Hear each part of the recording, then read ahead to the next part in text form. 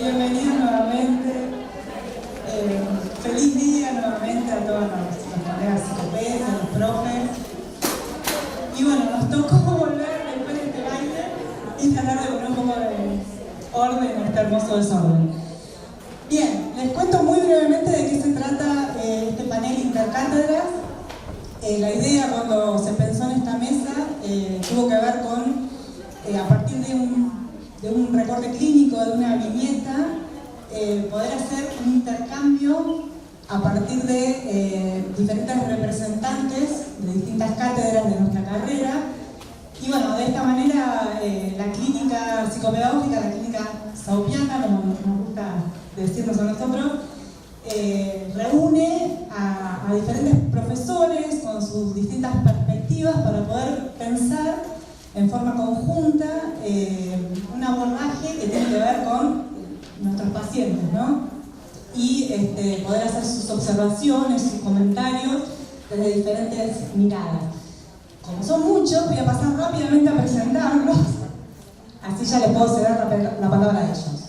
Bien, tenemos en la mesa a los diferentes profes. Voy a empezar por Gerardo Prol, es licenciado en Psicología de la Universidad de Buenos Aires, doctorando en Salud Mental Comunitaria en el Departamento de Salud de la UNLA, docente universitario en Psicopatología del Desarrollo de la carrera de Psicopedagogía de nuestra facultad, profesor titular en las materias Psicología del Desarrollo 1 y 2 de la carrera de Educación en la Escuela de Humanidades. Perdón, tengo la vista nublada del sol hasta con los lentes.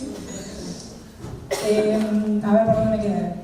Profesor titular regular de asignaturas Infancia y Juventud y Adultos Mayores en el Departamento de Políticas Públicas de la Universidad Nacional de Lanús, profesor titular regular de las asignaturas Psicopatología del Desarrollo 1 y 2 en la carrera de Psicopedagogía de la Facultad de Ciencias Sociales de esta facultad, y además es coordinador de programas psicopedagógicos para adolescentes de la Escuela de Humanidades de la UNSAM y co-coordinador del Servicio Asistencial para Niños con Problemas de Aprendizaje de la Cátedra de Psicopedagogía Clínica de la Facultad de Psicología de la UBA.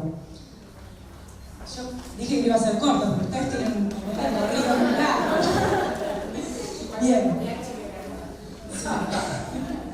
Bueno, Julia Bonfil es licenciada en Psicología y especialista en Psicopedagogía Clínica por la UBA, coordinadora general y supervisora del SAOP, docente a cargo de la asignatura Clínica Psicopedagógica y profesora adjunta de Psicopatología del Desarrollo 1 y 2 en esta facultad.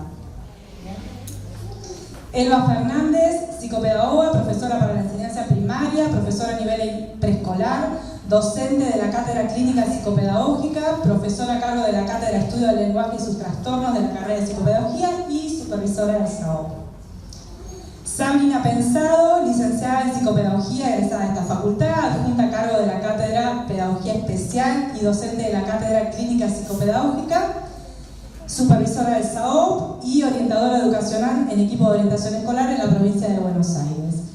Bueno, además realiza atención de niñas y adolescentes en psicopedagogía clínica. Y sigo. Vanina Andrea Sommer es licenciada en fonoaudiología con orientación neurolingüística de la UBA, terapeuta en intervención y estimulación temprana, docente en cátedras de estudio del lenguaje y sus trastornos y psicopedagogía especial. Y Noelia Berbarrede, ¿está bien pronunciado?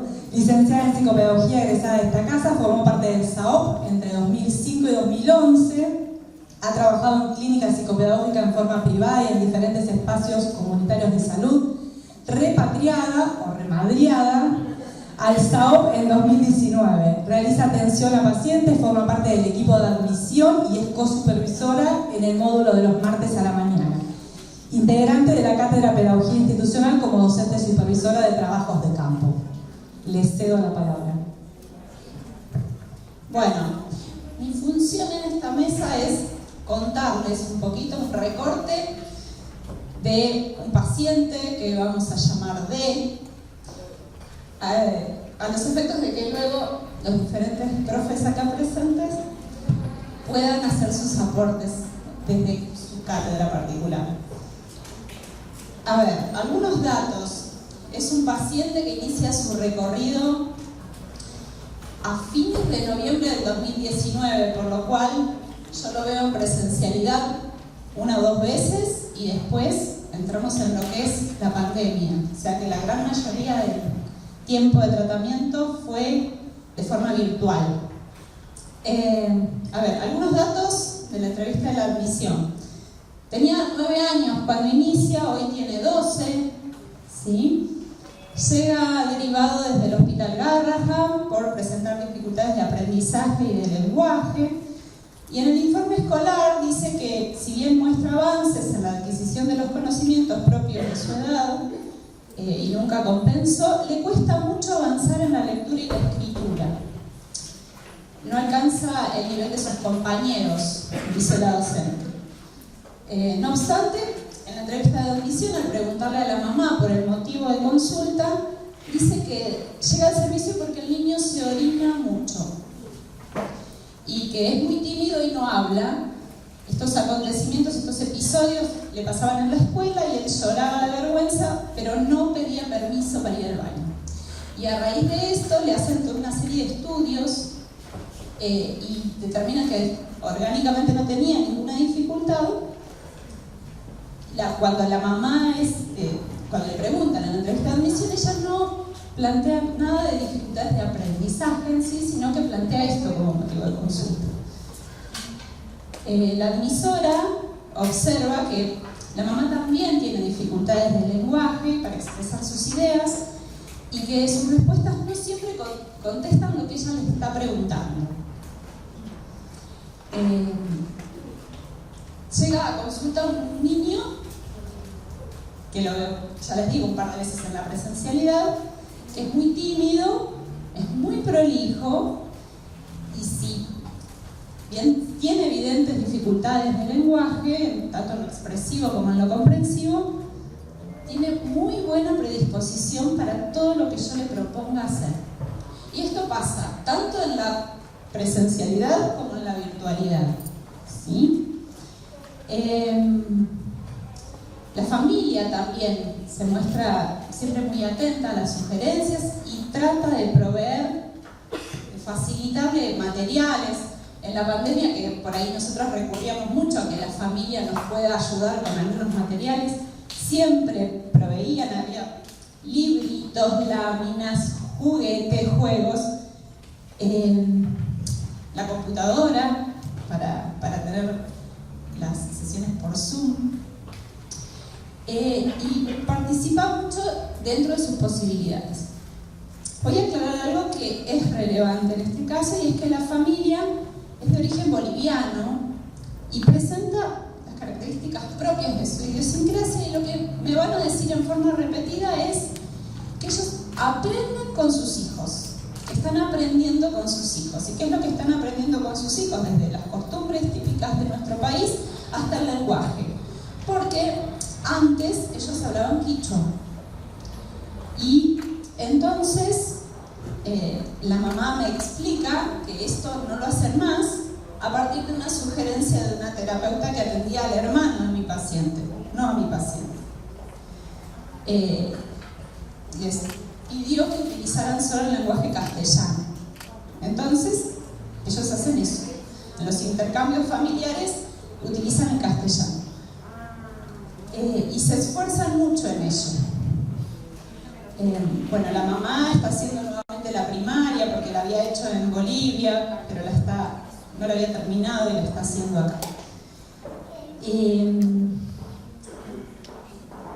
El paciente se expresa mucho más cuando está en una relación 1 a 1. ¿Sí? Esto me lo dijeron las docentes y lo observé yo misma. Este año, cuando volvimos a la presencialidad en algún encuentro en que había otros chicos, y también en la época de la pandemia, porque circunstancialmente había otros niños en la casa y los incorporábamos a veces al momento, al encuentro nuestro, y era evidente que cuando hay otros, él se repliega, queda mucho más contemplativo, y cuando está solo, participa mucho más, es mucho más activo.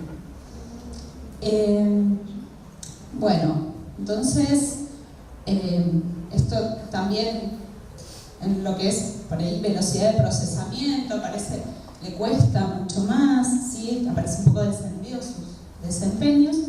Y yo a veces me preguntaba qué pasaría si yo esto, por ejemplo, un WISC, lo evaluara con baremos de Bolivia, de otro país. Porque hay cuestiones de costumbres y de idiosincrasias y de formas que inciden. Pero bueno, me quedo en eso, en pregunta. Bueno, hace rato que en el consultorio, cuando hay otro que está dispuesto a escuchar y a ofrecer palabras y ayudarlo a construir sentidos y le facilita la comunicación, él se expresa y demanda. Y, por ejemplo, en la época de la pandemia, cuando abren las escuelas y empieza a ir a la escuela por burbujas, me dice, ¿y el SAO? ¿Cuándo volvemos? Y yo le digo, bueno, no sé cuándo volvemos. Entonces me dice, preguntale al presidente. Bueno, se me complicó, el presidente no lo encontré, pero el director sí, del servicio, entonces ahí hicimos, ¿no? Le planteé la inquietud, el director amablemente nos devolvió un audio, que no nos dio mucha respuesta, pero bueno, una respuesta tuvimos. Y ahora, hace poco, o sea, en la presencialidad, un día llega al consultorio y trae un juego de ajedrez. Me lo pone así en la mesa y me dice, ¿vos sabés jugar a esto? Sí, un poco, algo, alguna vez jugué. Él con ¿vos sabés jugar a esto? Me quiso decir todo un montón de cosas. Y entonces a partir de ahí empezamos a, ¿vos querés aprender a jugar esto también? Bueno, vamos a aprender juntos. Entonces buscamos instructivos, primero instructivos escritos, después avanzamos hacia videos y jugamos mucho y de repente las partidas nos quedan por la mitad y no, se nos termina el tiempo y desde él surge esto y bueno, sacale una foto. Entonces ahora yo tengo fotos guardadas de partidas que se inician en una sesión y se terminan en otra y así seguimos, ¿no? Esto para contarles algunas de las cosas que pasaron en este tiempo. Entonces, de un niño que no se anima a pedir ir al baño hasta esto, han pasado muchas cosas, ¿sí? Hoy él va a la secundaria, viaja en colectivo solo, tiene amigos y al decir de la mamá está muy feliz en la escuela y a él se lo observa muy cómodo en la escuela. No hay demandas desde la escuela, aunque sabemos que tiene dificultades y presenta dificultades de lenguaje. Hay repercusiones de estas dificultades en sus aprendizajes, pero al mismo tiempo él sabe que puede pedir ayuda y que puede tener ideas y que sus ideas son buenas y se pueden tomar en cuenta. Y a partir de ahí es un adolescente hoy que prontito se va a ir de alta por el tiempo que hace que está. Habría para trabajar más cosas, seguramente sí, pero ha cambiado bastante su situación. Así que bueno, este es el recortecito que les quería contar y ahora mis compañeros de mesa van a seguir.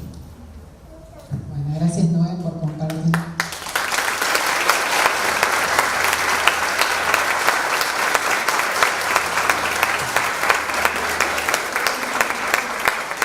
Gracias por compartir tu clínica psicopedia con tanta claridad y con tanta sensibilidad, ¿no? Porque cuando estaba relatando, ¿no? Ella como el último tramo del tratamiento, escuchamos la emoción, la sensibilidad propia de la psicopedia.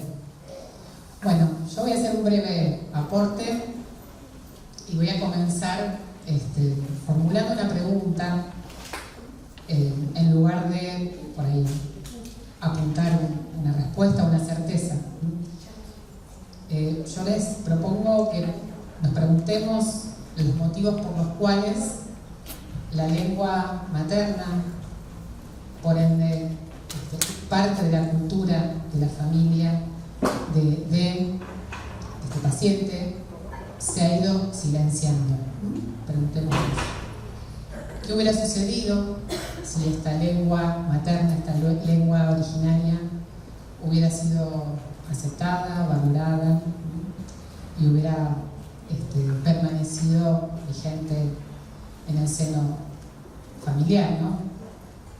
pregunto, ustedes seguirán pensando, ¿no? ¿Estaríamos hoy frente a estos desafíos o dificultades en lenguaje comprensivo y expresivo, como contó Noé? ¿Sí? ¿Estaríamos hoy frente a estos desafíos o dificultades en los procesos de adquisición, de lectura y escritura? Si esta lengua originaria, si esta lengua materna se hubiese sostenido vigente en el seno familiar. Noé nos cuenta que una profesional que atiende al hermano de su paciente desaconsejó el uso de la lengua quichua, ¿no? Tenemos que pensar, ¿no? Bajo qué criterios se habrá establecido esta intervención, esta sugerencia, que por lo que nos cuenta Noelia, más que una sugerencia es una exigencia, ¿no? Ahora la familia lo toma así. O sea, se esmeran mucho en esto. De hecho, cuando yo les pregunto si hablan, qué lengua hablan en el seno familiar, me dicen, ahora solamente castellano, pero así como ahora solamente. Antes, bueno, no, pero ahora sí. Noé aporta esta idea de cómo, digamos, una indicación, una exigencia profesional, bueno, es tomada y vivenciada por esta familia. Yo me voy a detener en la cuestión de esa intervención o esa sugerencia, ¿sí? ¿De qué se trata esa sugerencia? No, esto, digamos, nos da pie a que pensemos una reflexión, ¿no?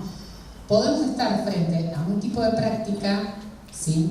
Una intervención que encarna un modo o encarna determinados imaginarios sociales, ¿sí? O paradigmas positivistas que obturan las diversidades, subjetividades y las diversidades culturales, ¿no? Es una viñeta que nos hace pensar, sin cerrar la idea, es preguntarnos, ¿no? Muchas veces este tipo de prácticas, estas intervenciones, entonces están reflejando modelos de tratamiento que apuntan a normalizar, a controlar, a encauzar modos de ser y diversidades. Creo importante, esto tiene que ver con el aporte, digamos, de la perspectiva de la asignatura, de la materia, ¿no? Creo importante en lo que refiere a modelos sociales, ¿sí? Que actualmente la República Argentina adhiere a diversas convenciones, tratados internacionales, ¿sí? Y un modelo social en el que se problematiza al rol de la sociedad, ¿sí? En tanto obstaculizadora de la vida plena de los sujetos con diversidades funcionales, con sujetos con problemáticas en el desarrollo, problemáticas en el lenguaje. Digamos que este modelo que adhiere Argentina dirige la mirada hacia el entorno, la sociedad, las instituciones, las y los profesionales, ¿sí? Cuando originamos, las instituciones, los profesionales, cuando originamos barreras y obstáculos para la vida plena y digna, ¿no? Hay un concepto muy importante en este modelo social que es la dignidad. Creo prudente, necesario y va en línea de lo que trabajamos hoy, de lo que aportó hoy el proyecto, el dispositivo Arcoiris, ¿no? Y creo necesario escucharlo, que parte de las minorías, ¿sí? Y el colectivo de personas con diversidad funcional dicen acerca de adherir o construir un modelo social de la diversidad, a partir del cual se respeten las diversidades todas, diversidades funcionales, diversidades cognitivas, diversidades sexuales, diversidades lingüísticas, diversidades funcionales, ¿no? Digamos, el apunte de este modelo de la diversidad enfoca a no negar las diferencias, por el contrario, lo que promueve, digamos, es aceptar la diversidad reconociendo y potenciando las capacidades. Nosotros hablamos de potencialidad de las personas, ¿no?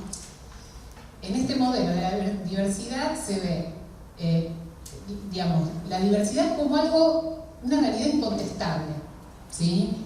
Que por otro lado, y hoy lo decían las chicas de Arcoíris, aporta riqueza a una sociedad formada por personas, nosotros, que somos funcionalmente diversos a lo largo de nuestra vida. Las personas somos diversas, heterogéneas, presentamos desafíos, avatares, ¿no? Entonces, mi reflexión gira en torno a esto, a revisar y problematizar nuestras propias prácticas profesionales. Gracias por la música de fondo. Entonces esto es problematizar, preguntarnos, interrogarnos sobre nuestras prácticas y su relación, yo diría con la diversidad, su relación en la diversidad, porque todos somos diversos, ¿no? Entonces, acá me tomo ideas de Norma Filidoro, ¿no? Que ella propone una interrogación acerca de nuestra mirada. Ella dice, propongo realizar el ejercicio de sacudir, a ver las chicas ahí que cruzamos pedagogía, sacudir la tranquilidad de nuestras conciencias, ¿sí? Esa tranquilidad de sabernos profesionales de la salud y educación que hemos superado las prácticas empiristas y normalizadoras, ¿no, chicas? ¿Eran así?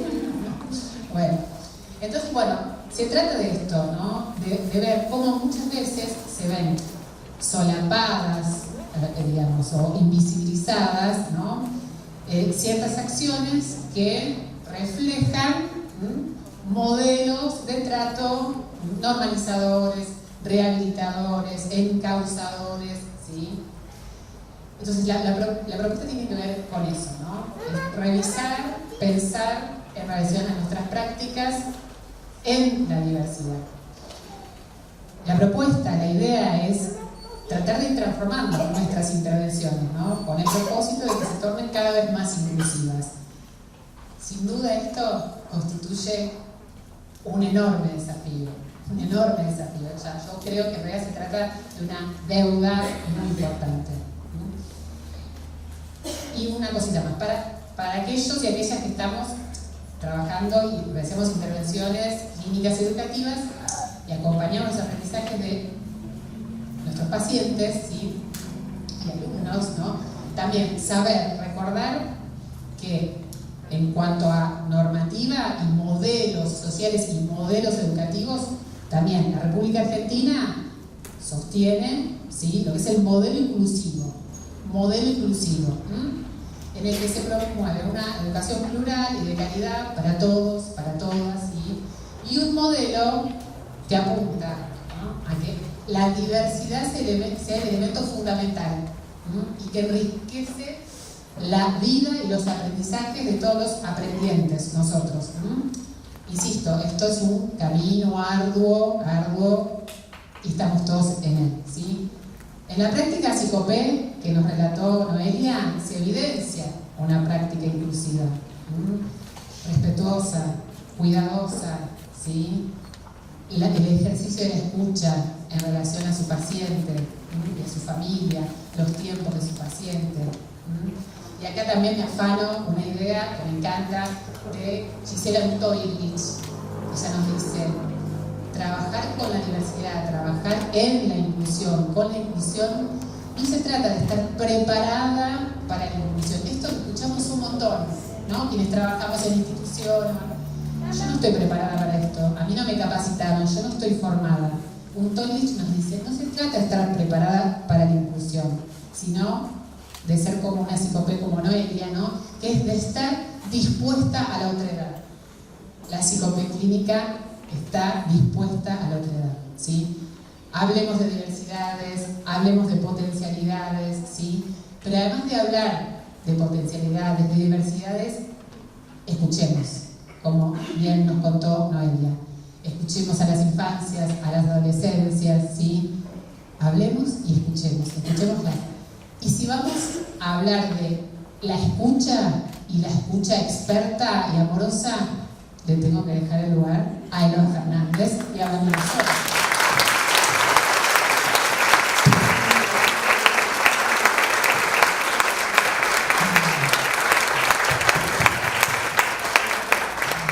Hola a todos, y bueno, tengo que volver a decir feliz día y gracias. Feliz día a todos y a todas. Bueno, en verdad yo quiero mucho a Noelia toda. Noelia ha supervisado los días que estoy yo, y es co-supervisora del SAO, y ha relatado muy lindo el caso y le ha agregado un ingrediente muy interesante, Sabrina, en el que habló de intervenciones, en el que habló de la escucha. Y en realidad yo observo, después de lo que escuché hoy y de lo que vengo escuchando en las supervisiones, que lo primero que Noelia hace es intentar realizar una lectura subjetiva del paciente, ¿sí? Porque ella sabía todo lo que le habían dicho, sabía todo lo que veía en la entrevista de admisión. Nosotros primero comenzamos con una entrevista de admisión que hace otra psicopedagoga, la leemos, tenemos hipótesis, pero Noelia primero piensa en esto. Y también piensa en despejar esos imaginarios que atraviesan a este niño por parte de la escuela y por parte de la familia. Y es interesante lo que dijiste acerca, Sabrina, de la escucha, sobre la escucha, porque en estas intervenciones que va haciendo Noelia en el recorrido del camino de conocer a D, a este paciente que queremos, y lo podemos dejar una semana más, Noelia. Sí, sí. En realidad, Noelia trató de pensar en esta escena problemática de este niño. Imagínense no poder ni siquiera hablar, con la vergüenza que pasaba en la escuela, para pedir permiso para ir al baño, que se orinaba en la escuela. Noelia lo escucha, y en esta escucha es más que oír palabras. Ustedes saben que nosotros hablamos de escucha de un paciente, no solo cuando las palabras que dicen o cómo despliega su lenguaje, aun cuando no lo despliega el lenguaje. Es un don. Noelia donó, Noelia cobijó, esperó a su paciente, y no solo a su paciente, sino a su familia y al contexto familiar. Y ahí también afano, sí, algunos conceptos de Piero Lanier, donde ella nos dice, y eso me hace pensar mucho tiempo, mucho, habilitar la voz de aquellos que suelen ser objetos del discurso del otro, generando condiciones de posibilidad. Junto con la diversidad lo podemos pensar, condiciones de posibilidad. Y hay, bueno, entonces un encuentro de subjetividades entre Noelia y su paciente D. Y ahí la ética de la escucha del cuidado, de la escucha de la ternura, derribando entonces sin reduccionismos, tanto medicalizantes, debe escuchamos bastante de eso, y psicologizantes también. O sea, derribando una actitud adultocentrista, como estamos pensando últimamente nosotros. Y nos encontramos en este caso con tres motivos de consulta que yo escucho. Porque un motivo de consulta es el de la escuela, no aprende. Otro motivo de consulta es el del hospital, tiene problemas en el lenguaje. Y otro motivo de consulta, o preocupación, o angustia, es la del contexto familiar, la mamá. La mamá que dice, vengo porque él es muy tímido y se orina en la escuela. Así fue lo que dijo la niña, que está en el tercer grado. Y agrega, pero ahora está mejor, una mamá amorosísima.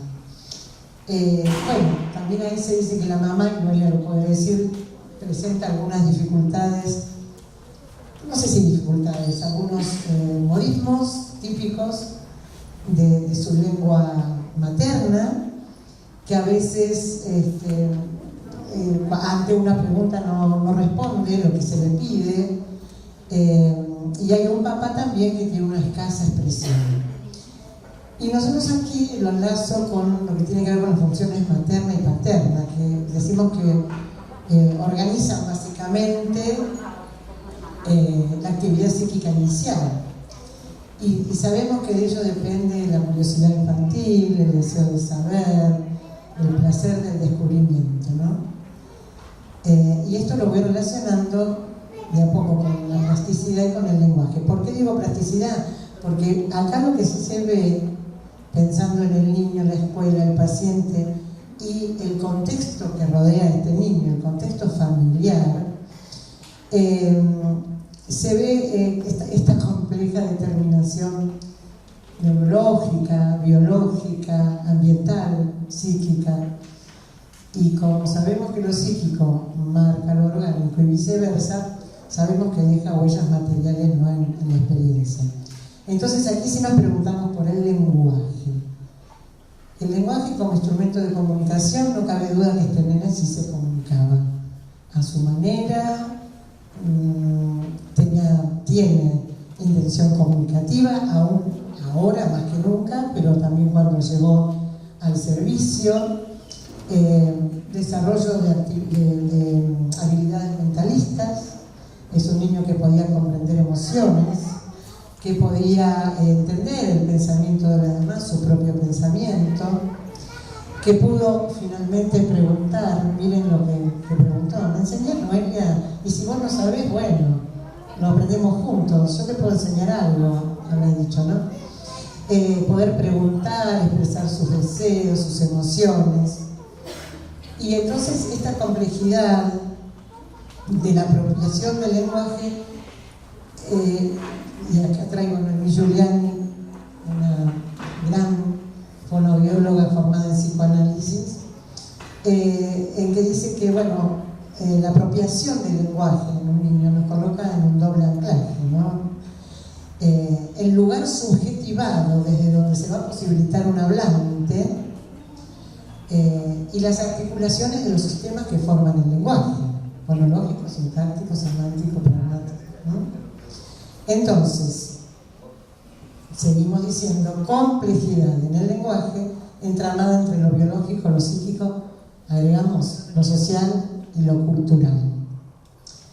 Y no dudamos que en el desarrollo de su comunicación hubo una mamá que arrulló, una mamá muy amorosa, que sostuvo a este bebé con sus arrullos, que suponemos en su lengua materna, que era el quechua. Todas las interacciones, esa actitud dialógica primaria que tiene una mamá con el bebé, el ambiente, como dice Julia, la mamá es el ambiente. Lo aprendí el otro día porque me gustó lo que dijiste y lo repito. Lo dice Julia, pero yo digo que lo dice Julia. Yo digo que lo dice Julia y Julia dice que lo dice Julia. O sea, venimos a familia. Bueno, no dudemos entonces cuando hablamos de los predictores del lenguaje. Es difícil que una mamá pueda recordar todo esto cuando le preguntamos: ¿hubo contacto social, la sonrisa que pasó? Pero cuando vemos un niño constituido, con un yo constituido, seguramente hubo un contacto social, un contacto ocular, mejor dicho, lo que llamamos desde el lenguaje también la intersubjetividad primaria, intersubjetividad secundaria. Hubo un niño donde también la atención conjunta, pero también arrullado con una historia muy difícil de ella. Una historia difícil vivida en su país de origen, de ella y del papá del niño. Ya voy terminando. Entonces decimos y aseguramos para todos los niños y para este niño que antes de poder hablar un niño, antes de poder expresarse, de comunicarse, es sensible a la comunicación verbal de su entorno.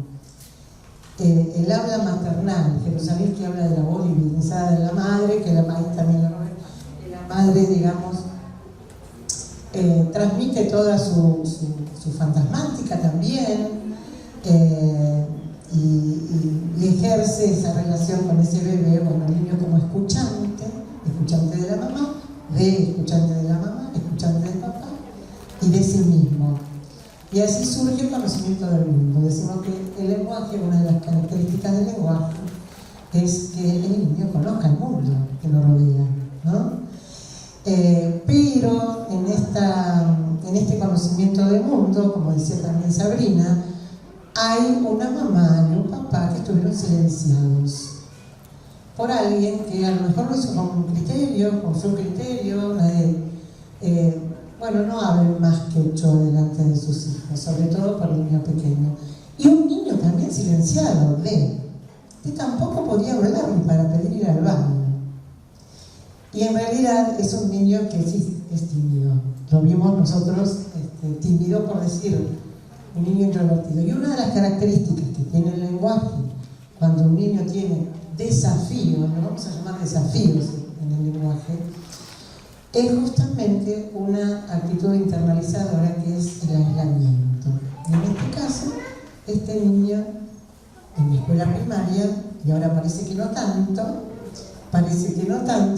se aislaba y no hablaba. Bueno, las dificultades de la mamá para comprender a su hijo y expresarse, y también acá quisiera hablar de la espera de la mamá, la espera de la mamá. La mamá espera que su hijo crezca sin dificultades, y esa espera me parece que es maravillosa, que también el niño dona algo ahí, la mamá, ¿no? La mamá es una mamá amorosísima que ha hecho lo imposible en las épocas de pandemia para que pueda tener su computadora, y como dijiste, guardar los libritos y demás. Pero sí lo que notamos, y no lo podemos negar en el diagnóstico que hizo Noelia, que es un niño muy inteligente, pero presenta ciertas dificultades, ciertos desafíos en el lenguaje expresivo, en el lenguaje comprensivo, que lo trae así como de arrastre, más en el lenguaje expresivo, y en general, y lo miro a Vanina, en los planos semántico, lexical y sobre todo morfosintáctico, en el armado de las frases. Uno escucha a la mamá y algo parecido pasa. Entonces, estamos frente a un joven que da lugar a una trama expresivo-receptiva, a un lenguaje oral, a una escucha semántica y a procesos de lectura y escritura de un modo singular, donde Noelia está trabajando con eso, ¿no? ¿Qué más estás pensando? ¿Pensamos en una fonoaudióloga a lo mejor? Inició un tratamiento. La sugerencia del fono fue desde el inicio, porque enseguida se notan las dificultades del lenguaje, y eso yo no lo puedo trabajar específicamente, no es mi área. Entonces, desde el principio fue la indicación a la familia de un espacio de fono, pero recién ahora, hace un poquito, o sea, tiene 12, pero bueno. Claro, la pregunta que hizo Sabrina es una muy buena pregunta, ¿no? ¿Qué hubiera pasado?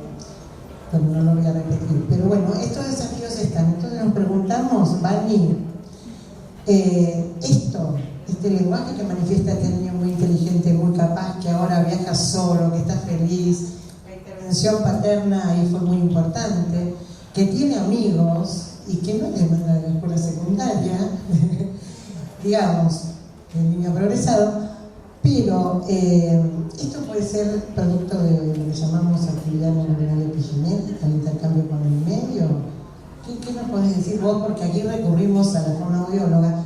¿Y qué pasa con un niño criado en un contexto cuyo lenguaje materno, el lenguaje de la mamá y el papá, fue hablado de esa manera? A ver si nos desanas un poco.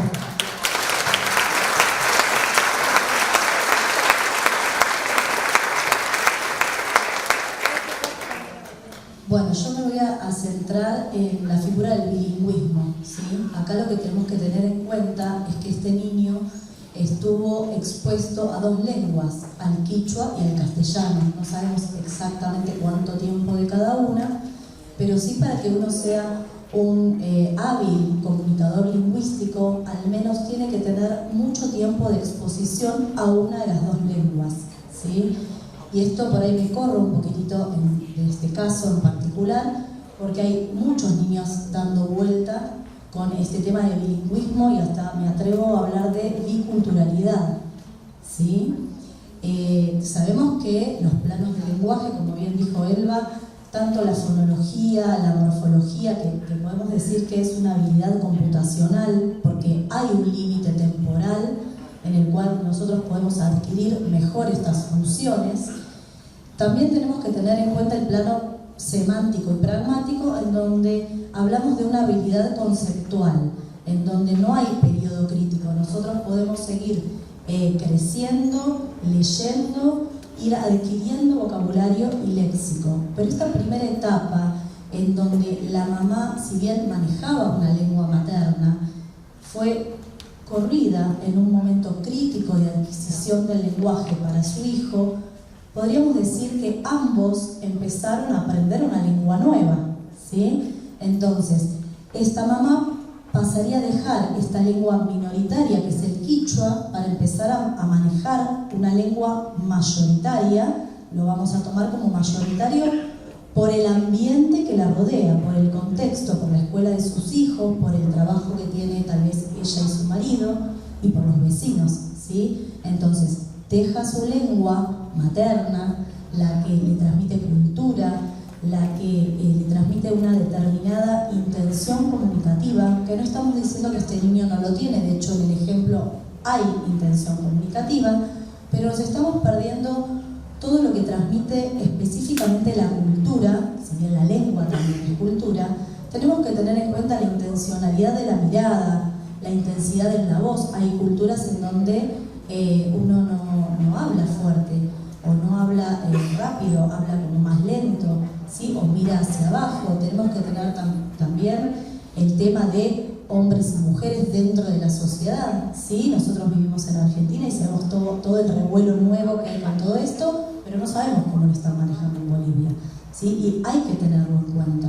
Entonces, desde la característica mínima de un morfema que nos otorga el mínimo significado a una palabra, hay que ver este morfema cómo es en las palabras del quichua y cómo es en las palabras del castellano. ¿Cómo vamos a conformar las oraciones? ¿Dónde vamos a posicionar el sintagma nominal, el verbal? ¿Dónde va el sujeto, el predicado? A eso me refiero.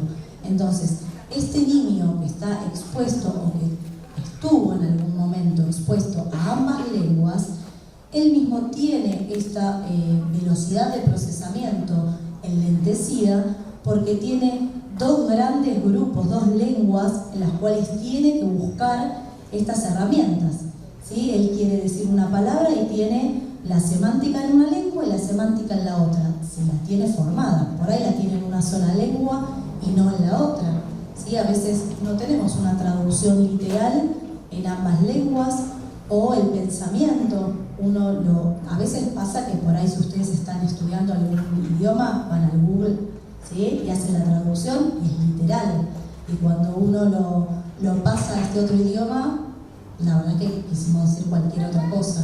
Entonces esto en lo cotidiano y en el contexto hace que haya ciertas lagunas o vacíos mentales, si se quiere, y esta comprensión va a estar mucho más enlentecida. Por ende, en el ámbito escolar, cuando empiece con la lectura y la escritura, va a pasar de manera similar, ¿sí? Hay que hacer toda esta traducción a esta otra lengua.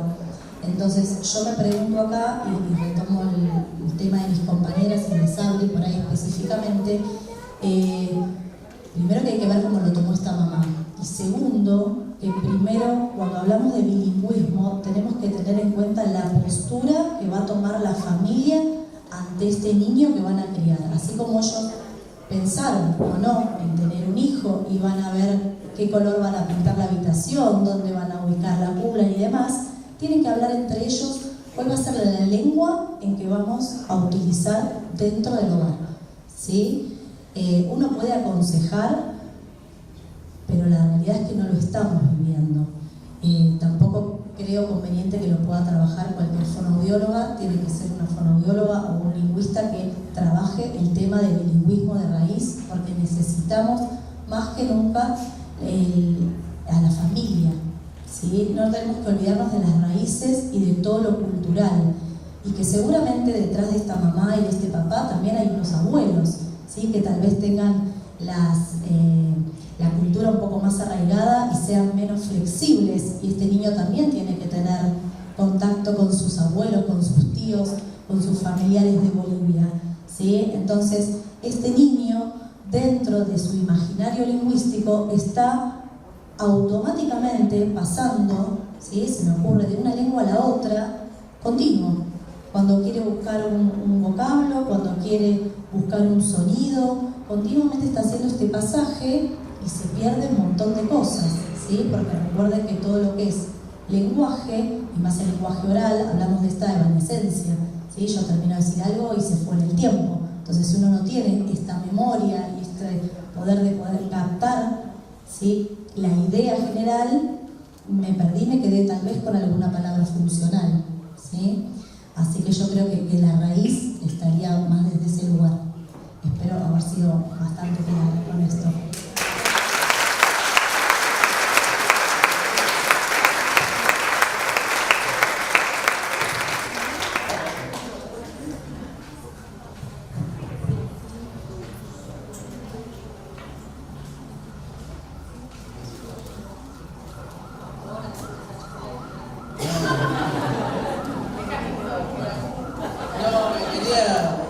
Una de las cosas que voy a... Bueno, pues...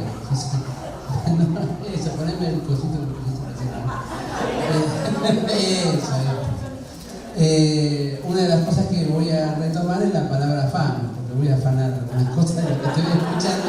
Y una era de esto, digamos, ¿no? Me pareció interesante. Yo soy muy malo calculando el tiempo, entonces tener algo que me... Igual les pido a mis compañeros que si me paso, me golpeen o algo así. Me suelo pasar. Sí, no hay ningún problema, me golpeo tantas veces. Bueno, la verdad que el proyecto de esta mesa me encantó, lo charlábamos muchas veces en la semana o las otras semanas con Julia en los viajes de regreso de la cruzada. Y esto de intercátedra me gusta, y lo decía a Julia en esos viajes, el Inter, que el Inter yo lo pienso, al menos yo lo pienso como un proyecto, digamos, en el día del encuentro. O sea, yo soy en la medida en que me encuentro con otro, entonces las cátedras de alguna forma es en la medida en que nos encontramos, digamos, ¿no? Si no, sería al revés, somos cátedras esenciales y nos juntamos y hacemos algo. Me parece que es al revés, con lo cual celebro enormemente este tipo de actividad. Y tengo la ventaja, digamos, de ser la frutilla del postre y de... Son dos frutillas. Entonces, haber escuchado a mi compañera, no me voy a disfrazar. Le comento al público que esto fue un chat entre nosotros. Y dije, yo acepto cualquier lugar y el tiempo, pero no me voy a disfrazar. Y voy a retomar algunas cosas porque me parecieron interesantísimas de todas las cosas. Yo vengo a hablar de alguna forma o a encontrarme con la cátedra de psicopatología del desarrollo. Entonces, bueno, algunas personas que han cursado conmigo o que están cursando, o que para ya saben, pero aclaro que una de las cuestiones en que cuando Julia de alguna forma me habló por primera vez de tomar esta cátedra, para mí fue un desafío enorme, era como la oportunidad. Yo soy bastante viejo, con lo cual la estatura del partido es la gran oportunidad de replantear la idea de psicopatología y la idea de psicopatología adentro de una carrera de psicopedagogía. O sea, había dos desafíos en realidad. Pensar o repensar, lo digo a propósito, subversivamente la palabra psicopatología, cuestionar la idea de lo que hoy Eugenia traía de los diagnósticos clasificatorios y etiquetantes, y por otro lado empezar a generar ideas de una psicopatología específicamente psicopedagógica, que creo que no la hay. Esto es una opinión personal, creo que no la hay, una psicopatología. Entonces tenemos que traer de afuera el tema. No estoy en desacuerdo en traer de afuera todo lo que venga de afuera, todo lo que venga de alrededor es bueno. Por eso decía la idea de afán. Si tenemos que afanar a cualquier lado, afanemos. El tema es apropiarnos después de eso, ¿no? De hacernos nuestro de esa cuestión. El tema es que muchas veces, en lugar de afanar, somos afanados. Vamos y nos vestimos de ropaje de, ¿no? Sea la escuela que quieran. De tal manual, de tal libro, de tal teoría, y de pronto nos olvidamos que venimos de la psicopedagogía y nos transformamos de pronto hablando de otro lenguaje. En lugar de traer el lenguaje acá y hacerlo funcionar. Cuando digo subversivamente la psicopatología es pensar justamente no en enfermedades, por eso lo primero es pensar en salud, y obviamente inscribirlo en salud mental, y obviamente no se asusten, no voy a dar una clase acá, pero está ligado al sufrimiento y no a la clasificación. Entonces un poco lo que el desafío es pensar cuál es el sufrimiento en la situación de aprendizaje. Esto sería casi como el desafío conceptual en que nos ubicamos, ¿no? Y acá escuché algunas cosas interesantes. La primera, la referencia a Piera. La referencia a Piera, además de, digamos, estas cuestiones del proyecto, lo que fuera, no me acuerdo, pero vos hablaste de 3 diagnósticos, 3 motivos de consulta. Yo logré anotar rápido escuela, la mamá y no me acuerdo el tercero, y el hospital. Me encanta porque justamente Piera hay un libro altamente recomendable que se llama El aprendiz del brujo y el maestro historiador, creo, algo así, si no es al revés, no me pongo al revés, bueno, vamos. En donde empieza con las 4 versiones de la historia de Felipe. Y la verdad que inmediatamente asocié con esto, digamos, ¿no? Son versiones, y lo único y lo interesante que plantea Piera ahí, ella habla también de 3 versiones, y la 4ª versión, va a decir Piera, o sea, a ver, la que dice es la versión de Philippe, la versión de los padres de Philippe, la versión teórica que ella se hace de Philippe, y la 4ª es la versión que entre Philippe y ella se hace, que esta es la maravillosa, ¿no? Digamos. Bueno, acá recupera Elba estas 3 motivos de consulta que podría pensarse como estas versiones de la historia de D. Y estamos en construcción tal vez de la 4ª, que sería de alguna manera la que, bueno, Noelia y su paciente lo hacen. Con lo cual, ahí hay que ubicar. No juntar, hoy decía Eugenia, esta idea de distinguir un diagnóstico de la etiqueta. Me parece que cuando nos olvidamos de sostener estas 3 versiones, lo que hacemos es un diagnóstico. O sea, a veces se entiende. O sea, el llamado discurso médico hace un diagnóstico que arrasa con cualquier otra diferencia. Vos sos esto, y eso es etiqueta. Mientras que si podemos sostener las versiones, a ver, la mamá dice que se orina en la cama, eso es un sufrimiento. Lo que podemos hacer rápidamente, este pibe tiene enuresis. ¿Se entiende cómo de golpe, ¿no? De golpe, inmediatamente, pum, le ponemos un diagnóstico que tal vez lo sea, tal vez sí tenga enuresis, pero la mamá, el sufrimiento que se hace pis en la cama. ¿Se entiende? O sea, ese es el sufrimiento que tiene ella. Y la escuela dice que tiene problemas en el lenguaje. Veremos, me parece bien que diga estas cosas.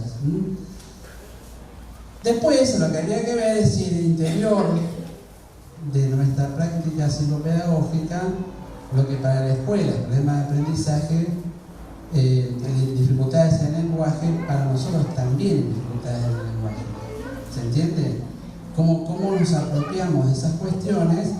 Por ejemplo, una de las maneras que tal vez se puede pensar las cuestiones del lenguaje es la posibilidad de constituir huellas, que a veces ni siquiera es con la palabra, o con la mirada, o con la comunicación. Entonces, también son problemas del lenguaje. También se puede ver en temáticas de autor. Y lo voy a ejemplificar con algo que también dijo Elba acá, que es creo que lo dijo, pues el sonido no sé si sonó bien, Noelia donó el caso, ¿no? Y hasta acá un poco lo que yo quería decir a Noelia, digamos, lo que yo voy a trabajar, no voy a trabajar nada, digo, pero es un sábado, lo que yo voy a hablar es, y ya se me acaba el tiempo por lo que veo acá, es de este fragmento no de tu caso. Digo, porque ese es el dolor que a veces siente el autor. Por ejemplo, si yo digo cualquier historia alrededor de Noelia va a decir, no, pero ese no es. mi paciente no hace eso, hace otra cosa. Y yo le voy a decir, no, yo hablo de este fragmento, no hablo de tu caso. El problema muchas veces en la construcción de unas huellas en el aprendizaje, muchas veces es que nuestros pacientes no pueden constituirse como autores. Y constituirse como autores, como dice Foucault en el prólogo de la segunda edición de Historia de la Locura, de la época clásica, es: para ser autor hay que abandonar la idea de la tironía del texto que acabo de escribir. O sea, para ser autor, sé que esto que lo pongo público ya no lo recupero más, ya no es mío, ya no es mío. Ahí, en ese instante, cuando yo me doy cuenta que esto ya no es mío, ahí soy el autor. Y muchas veces nuestros pacientes no logran hacer público sus propias producciones. Bueno, nada, hay más cosas, pero lo dejo. Un temita solamente lo marco, porque una de las cosas que también, después que tomé la cátedra, es la segunda palabrita del título de la cátedra, que es Psicopatología del Desarrollo. Yo la verdad que pregunté por todos lados y nadie sabe por qué le pusieron ese nombre, Psicopatología del Desarrollo. Yo puedo suponer que el desarrollo históricamente fue una medida, digamos, de si se logra, si no se logra, etcétera, etcétera, y una especie de parámetro. Bueno, yo lo borro como parámetro, pero sí la reintroduzco en el sentido de pensar cuáles son las cuestiones del desarrollo. Y en este caso yo me pregunto, ¿de esa adolescente está en una situación adolescente? Digo, para no pensar que por la edad que tiene, está en situación adolescente. La verdad que no lo sé. Pareciera, por momentos, en su relación con el adulto, en una situación más bien de niño, que todavía no se presenta en esa cuestión de pelea con el mundo adulto. Pero bueno, es para seguir charlando. Bueno, nada, paso a...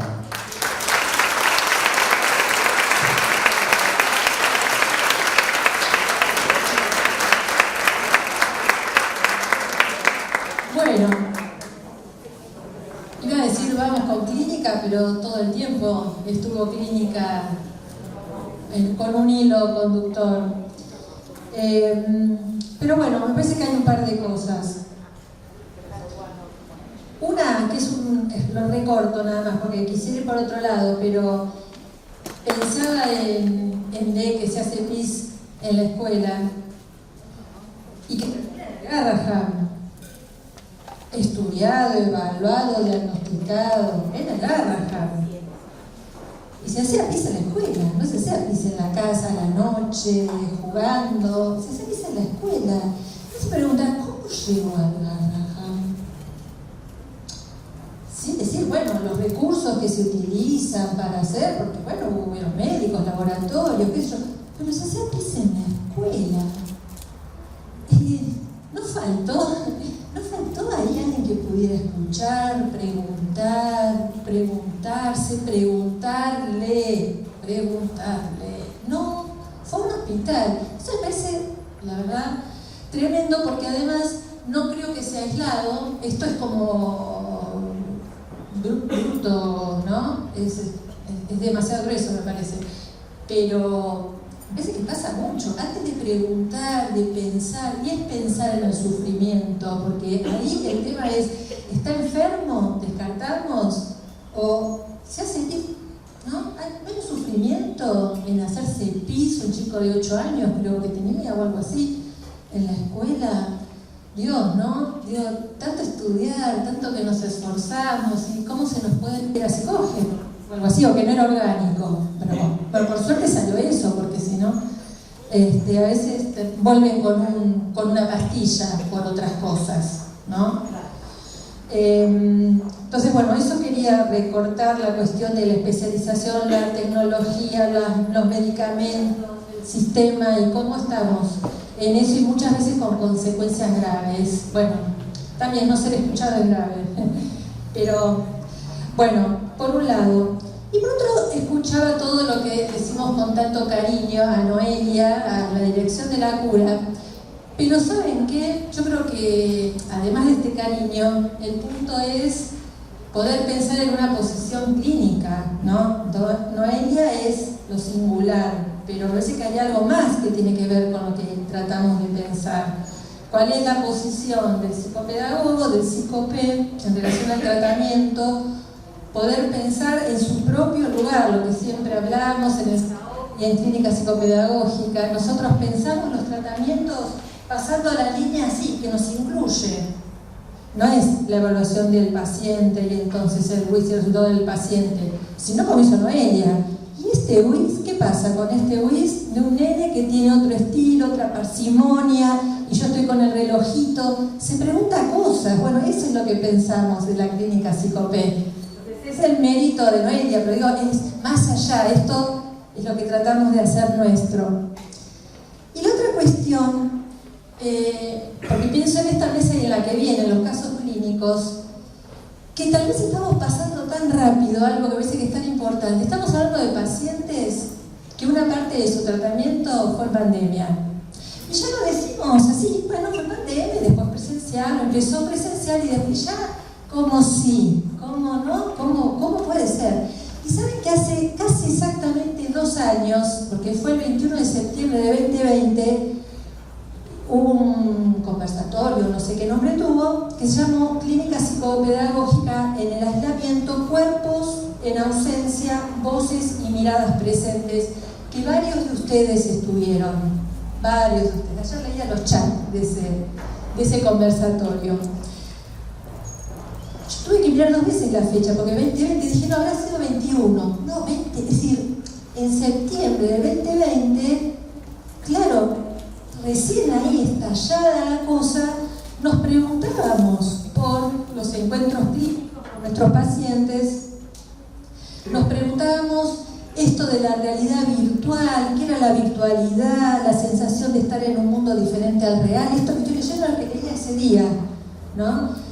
Y pensábamos, ¿no? ¿Qué es esto que es diferente de lo real? ¿No somos reales cuando damos una clase? ¿No somos reales? ¿Los profesores no somos reales?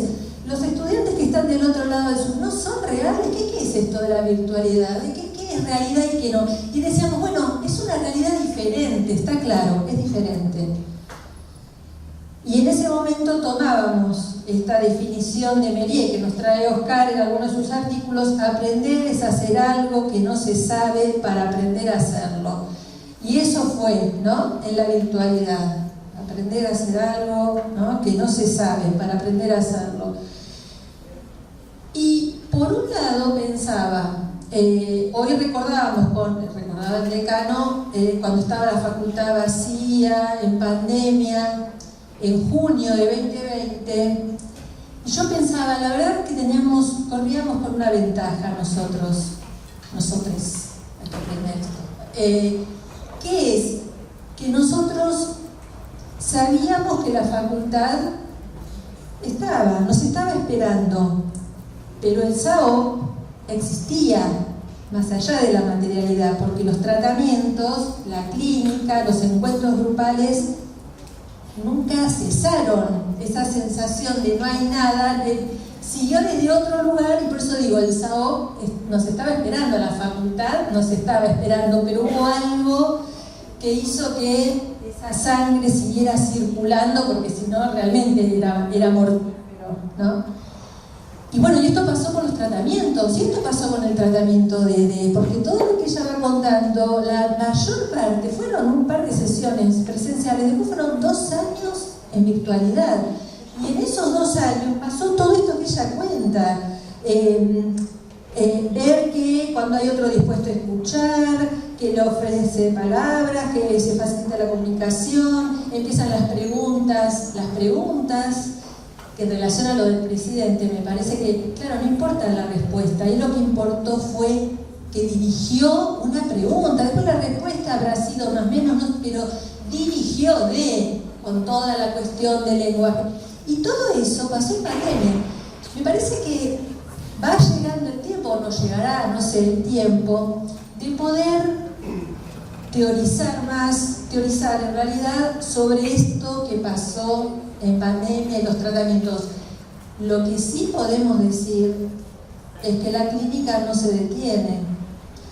En todo caso, lo que la hace vivir es el encuentro de un sujeto con otro, con esta intencionalidad, con esta mirada sobre el sufrimiento, ¿no? Es desde ahí que esto siguió. Por supuesto no es lo mismo virtual que presencial, para nada. Después vamos a ver en la mesa de casos clínicos también costados interesantes que ha tenido la virtualidad. Pero digo, sobre todo esto, si para que viva, para que late, para que pase, este encuentro con el otro, la verdad trasciende la pantalla, y esto lo hemos comprobado. Tendremos que poder pensar y teorizar, escribir acerca de estos procesos, ¿no? Cómo se fueron dando. Bueno, nada más, básicamente esto. Muchas gracias.